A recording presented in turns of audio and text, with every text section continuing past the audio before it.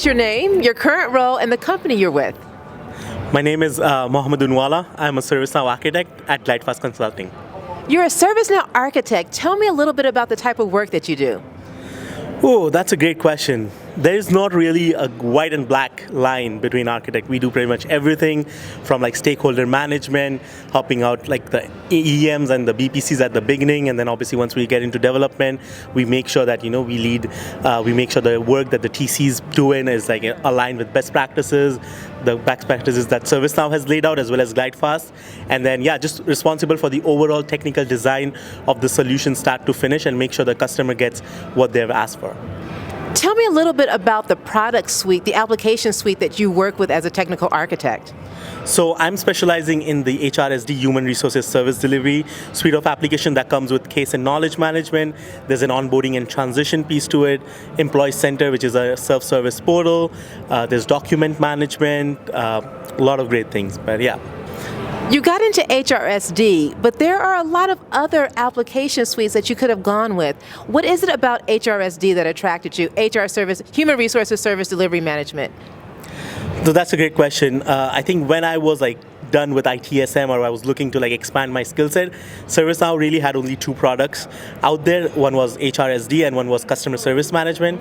And HRSD just caught my eye because the structure, the data structure, how it's built is completely different from ITSM, and B, the stakeholders that you work with are non-IT. So that caught my eyes to you have to wear a different hat.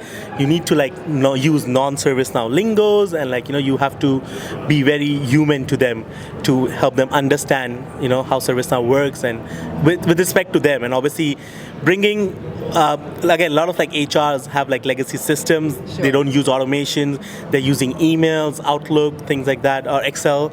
So it's always good to help automate processes and make them more efficient. So. Sure. Tell me a bit about the biggest problems that you're solving for in HRSD. Yes, so I think, as I said, the biggest problem we are solving for is a streamlining automation of their processes. As I said, a lot of them have Excel and manual processes like email, so there's not a lot of visibility. An employee sends an email to a shared mailbox, and then the email is being received by the HR agent, and they work on it. Sometimes they forget to reply to the employee as an acknowledgement that, hey, yeah, we've got your case, and they're working on it. And just the visibility for an employee end to end, and obviously making the process efficient and automated for the HR folks. Yeah. I'm taking a look at the lid you have, and we are in the midst of GlideFest 2023. All hands on deck for our North America team. Tell me some of the takeaways that you can share about GlideFest and what makes it such a special event and a special organization. Perfect. So yeah, in my professional career, when I chose to come to GlideFest, I had never seen an organization that was so invested in their employees.